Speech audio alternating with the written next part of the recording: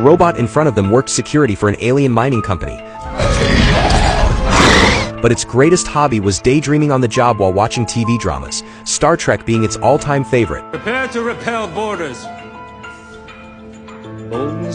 Just then, an alarm interrupted its reverie. The sensors had picked up an unusual frequency from deep underground. In the next moment, the robot leapt from the sky. As bullets rained down, a sandworm hiding beneath the surface was forced out, only to lunge and swallow the robot in a single bite. Luckily, I had a really big gun.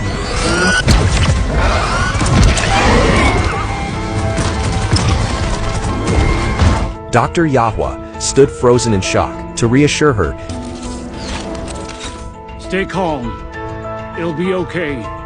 Captain Mansa quickly arrived with the crew. His priority was to escort the injured to the nearest medical center. But just then, the robot standing quietly in the corner suddenly turned its head.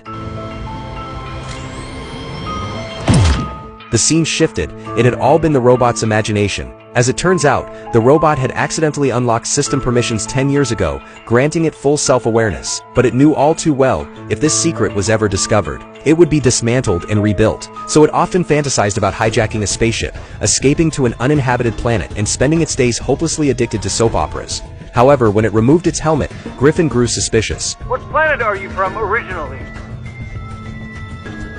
You have children. What are their names? The robot's language went far beyond the standard capabilities of a security unit, especially one without a human empathy module. If it ever lost control, no one in the entire base would survive. Still, since it had just saved Barbara, the crew decided not to report the anomaly to the company. Little did they know, every word they said was being heard by the robot. But it didn't care. Another episode of its favorite show had just dropped. That was when Captain Mansa suddenly ordered it to report to the crew quarters. With its battle armor still under repair, the robot had no choice but to wear human clothing to the quarters. Without its protective gear, it feared the ungrateful humans might take this chance to destroy it. But nothing of the sort happened. Instead, Captain Mansa and the crew expressed their gratitude, even granting it free access to the crew quarters, a gesture that subtly acknowledged it as one of them. But the robot only grew more anxious. I need to check the perimeter. It had a secret. Being an older model, it had undergone a major overhaul, and all its prior memories had been erased by the company, except for one blurry video clip. In it, it seemed to be slaughtering humans.